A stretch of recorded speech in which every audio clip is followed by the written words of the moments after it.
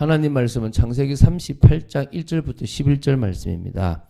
6절, 7절 두 절을 합독하고 창세기 38장 1절부터 11절 말씀을 보도록 하겠습니다. 우리 6절, 7절 두 절 합독하겠습니다.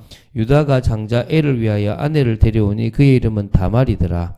유다의 장자 엘이 여호와 보시기 악함으로 여호와께서 그를 죽이신지라.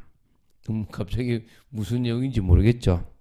자, 우리 창세기 38장은요. 야곱의 넷째 아들 유다와 그의 며느리 다말 사이에서 예수님의 조상이 되는 베레스가 출생하게 된다는 내용입니다.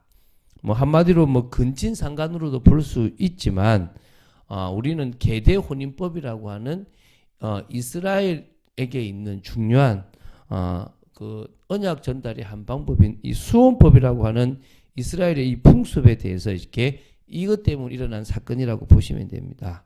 뭐 이게 그 당시 중동에 있었다고 하는데 저는 뭐 그렇게 생각하지 않고 이게 바로 이 아브라함부터 시작해서 언약의 그 계속 그 계보 씨를 이어야 된다는 그것 때문에 만들어졌다고 저는 보고 있습니다.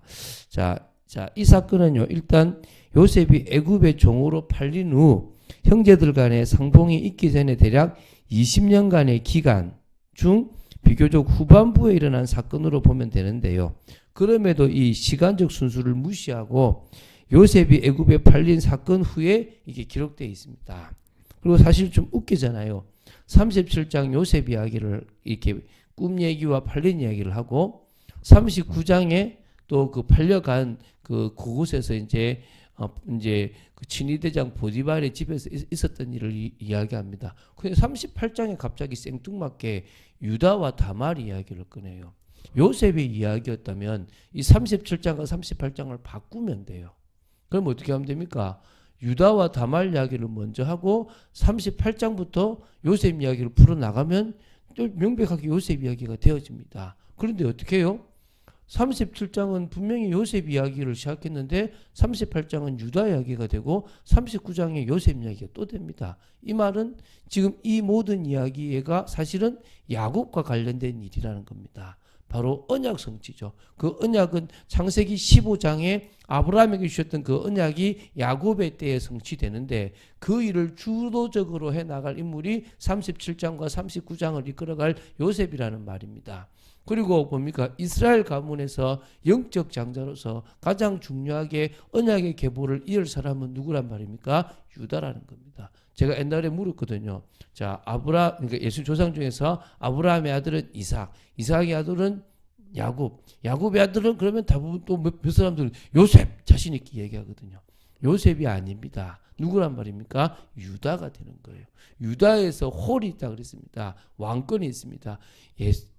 예수님의 조상인 다윗은 유다 지파 베들레헴 사람입니다. 그러니까 당연히 유다를 통해서 이어지거든요. 그래서 그 얘기가 지금 이렇게 나와지는 것입니다. 그래서 이게 지금 예수님의 그 족보와 이어지는 중요한 사건이기 때문에 나오는 거고요.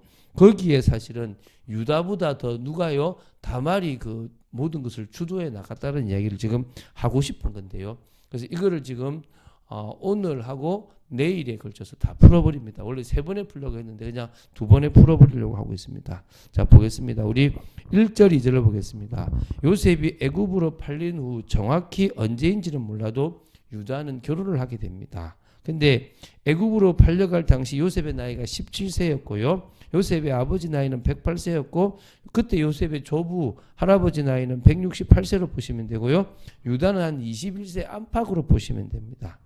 아마 유다가 요셉 사건 때문에 좀 자기 형제들 속에 있기가 조금 껄끄럼했고 부모님이 뵙는 게 싫었는지 그걸 이제 떠났다라고 보시면 됩니다. 그래서 아둘람 사람 히라와 가까이 하면서 지냈습니다. 그것 때문인지 다른 것 때문에 어쨌든 아둘람 사람 히라와 함께 지냈습니다. 아둘람은 헤브론 골짜기에서 북서쪽으로 약 24km 떨어진 지점에 있는 마을입니다. 일찍부터 사람들이 거주하여 촌락을 형성한 곳이었고요. 여호수아 정복 시대에는 가나안의 대표적인 31개 성읍 가운데 하나가 있는 곳이기도 했고요. 석회 동굴이 많아서 다윗이 사울 왕을 피해서 숨었던 동굴이 여기에 있기도 합니다. 아둘람 동굴요. 그래서 아둘람 사람 히라라는 사람이 나옵니다. 고상함이라는 뜻인데요. 유다와 같은 이렇게 목축업을 했다고 보시면 되겠고요. 20절에 유다가 개인적으로 부탁을 할 수 있을 만큼 두 사람은 상당히 친밀한 관계였다고 보면 되겠고요. 유다는 아둘람에 있으면서 가나안 사람 수아라는 사람의 딸을 보고 이성적인 관심을 가지고 결혼을 하고 이제 같이 살게 되었습니다. 하나님은 가나안 사람들과 결혼하지 않기를 원했는데 유다는 그것을 어기고 가나안 사람과 결혼했습니다. 3절부터 5절에 그 사이에서 3명의 자녀가 태어납니다. 엘과 오난과 셀라입니다. 이 셀라를 낳았을 때 유다가 거십이라는 곳에 거했다 그러는데요. 거십은 거짓, 위조, 잘못이라는 뜻을 가지고 있는데 아둘람 근처에 있는 게 어떤 도시 이름인 것 같아요. 한마디로 이렇게 그 주위가 좋지 않다라고 보시면 되겠죠. 36절부터 37절을 보면요. 시간이 지나서 유다는 장자 엘을 위해서 다말이라는 여인을 아내로 맞이하게 되었습니다. 아마 엘이 조금 결혼할 나이는 됐지만 이제 조혼에 가까운 거지 빨리 어렸기 때문에 빨리 결혼을 시킨 것 같아요. 아마 이게 이제 엘이 그 주민들과 너무 방탕한 생활에 빠졌기 때문에 문란한 생활을 바로잡기 위한 조치로 많은 사람들이 보고 있는데요. 어쨌든 다말이라고 하는 여인을 데리고 옵니다. 종려나무라는 뜻을 가지고 있는데 가나안 족속의 여자라고 보고 있습니다. 그래서 7절에 장자 엘이 여호와 보시기에 악했습니다. 그러니까 이제 아마 성적 문란이 좀 있었지 않았나 보는데요. 어쨌든 그래서요 여호와께서 그를 죽이셨다라고 기록합니다. 그러니까 이게 악하니까 데려가셔버린 거죠. 얼마나 악했으면 데리고 가겠습니까? 그래서 유다의 장자 엘은 그런 무슨 죄인지는 모르지만은 악했기 때문에 하나님께서 일찍 죽이게 하셨다는 것입니다. 우리 8절부터 10절 말씀을 보겠습니다. 유다는 엘이 죽자요 자신의 둘째 아들 오난에게 형수 다말에게로 들어가 남편의 아우된 본분을 행하라고 합니다. 이것부터 우리 나라와는 안 맞습니다. 무슨 미친 짓이냐 싶을 거 아닙니까? 어떻게 이 시동생이 형수하고 잠을 자서 이 형의 애를 낳아주냐? 말이 안 되는 거예요. 근데 이게 지금 이스라엘의 기업 물을 것이라는 중요한 언약과 관계 있는 이 중요한 거거든요. 그래서 이 계대혼인법, 수혼법이라고 하는 이게 이스라엘 그 백성에서는 중요한 겁니다. 그래서 사두개파가 7명의 아들이 있는데 첫째가 결혼해서 아이를 못 낳고 죽어서 둘째가, 셋째가 7세까지 하면 천국에는 누가 이 여자의 그 남편이냐? 그냥 부활이 없다라고 할 정도로 그런 이게 지금 수혼법이 이렇게 성행했는 있었는데 우리는 이해 못 하잖아요. 이것부터 이해 안 돼요. 근데 다말이 예뻤는가 봐요. 이 오난이 들어가서 다말 그 형수와 성관계를 가져요. 성관계를 갖는데 이게 지금 이 후손을 잇기 위한 그래서 형 엘의 후손을 이어서 그 속에서 하나님의 언약의 백성 메시아가 태어날 거를 믿고 이렇게 계속 자녀를 낳아가는 일인데 이 오난이 형수하고 잠은 자는데 뭐냐면 내가 이 아이 낳아봤자 내 아이 아니잖아 라고 하면서요 설정을 해버려요. 그래서 자유행위를 그러니까 비임 같은 거를 뭐냐면 오나니즘이라고 하기도 하거든요. 근데 어쨌든 그 하나님이 너도 악하다 해서 데려가 버린 거예요. 그래서 이제 11절입니다.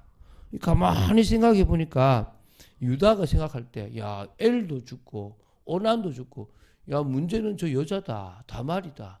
야 지금 셀라도 죽다가 잘못하면 죽겠구나 이 생각이 든 겁니다. 그래서 이 하나님이 보시기에 두 사람이 악했다는 생각을 안 하고 여자한테 문제를 두는 겁니다. 그래서 며느리 다말의 원인을 두니까 다말을 이제 수절하게 하고 아버지 집에 가 있거라. 셀라가 어리니까 크면 내가 데리고 널 다시 오게 해서 셀라를 줄게 이렇게 얘기합니다. 근데 머릿속에 뭡니까? 그냥 셀라 안 주려고 그냥 이걸로 관계 끊으려고 한 겁니다. 이것 때문에 이제 다말이 머리를 쓰게 되는 겁니다. 기도를 했어야 되는데 그 정도 신앙은 없었다는 겁니다. 자, 믿음의 사람이 불신자들 속에 사는 것, 또 불신자와 결혼하는 것, 그래서 자녀를 낳아 키우는 것, 이게요 결국 영향력이 가게 됩니다. 어찌 보면요 수아라는 사람의 딸이 엘과 오난과 셀라에게 영향을 미쳤으니까 그들이 신앙보다는 그 가나안 족속의 이상한 풍습을 배웠으니까 여호와 보시기에 악했지 않겠습니까? 그래서 여러분 정말 중요하거든요. 교회에 열심히 다니는 것이 옳다는 말이 아닙니다. 또 정말 올바른 믿음을 가지는 게 중요하거든요. 올바른 믿음을 가져야 올바른 삶을, 믿음의 삶을 살아가고 세상에 영향을 미칠 수가 있습니다. 우리는 더 다른 인생을 살아가야 되지 않습니까? 저는 이번 주에 이사야가 되어졌던 게 참 감사해요. 왜냐하면 우리나라는 독특하게 명절이라는 이게 우상 숭배가 돼 있고 또 정말 전 세계적으로 지금 너무나 악한 시대가 되어져 있습니다. 이때 우리가 뭘 봐야 됩니까? 이 시대를 향해서 가슴 아파하시는 하나님의 마음을 봐야 돼요. 이 시대를 변화시키기를 원하고 이 시대에서 언약을 성취하시려고 하는 여호와 하나님의 뜻을 봐야 됩니다. 그것을 볼 수 있는 사람이 진정으로 언약의 백성입니다.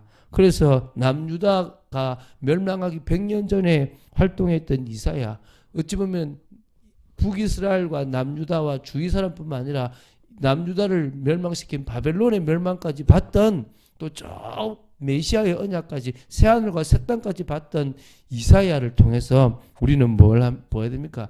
이 시대에도 하나님의 심판과 구원은 선포되기 원하고 그것이 바로 우리를 통해서 되어지길 원한다는 사실을 기억해야 될 줄로 믿습니다. 고난도 따르고 어려움도 따르지만 정말 복된 삶이 언약을 위한 삶인 줄로 믿습니다. 그래서 지금 할 수 있는 전도자의 삶을 고민합시다. 가장 중요한 것은 주님과의 관계입니다. 영적으로 힘을 얻고 현실과 상황과 정말 문제를 뛰어넘을 수 있는 힘을 가지는 것입니다. 그런 축복을 누리면 전도와 선교와 연결되어지게 있을 줄로 믿습니다. 그런 축복을 누리는 여러분 되시기를 주 예수 그리스도 이름으로 축원드립니다. 기도하겠습니다. 주는 그리스도시요 살아계신 하나님의 아들이심을 고백합니다. 믿음으로 서 있기 원합니다. 말씀 따라 서 있기 원합니다. 하나님의 뜻과 통하는 축복 속에 서 있기 원합니다. 정말 하나님께서 저희들을 사랑하시고 은혜 주시기를 원하는 신 줄로 믿습니다. 그 은혜를 받고 정말 하나님의 뜻과 계획을 이루어나가는 믿음의 사람으로 서고 불신자처럼 정말 살아가는 어리석은 인생이 되지 않도록 지켜주시옵소서. 주 예수 그리스도 이름으로 기도드립니다. 아멘.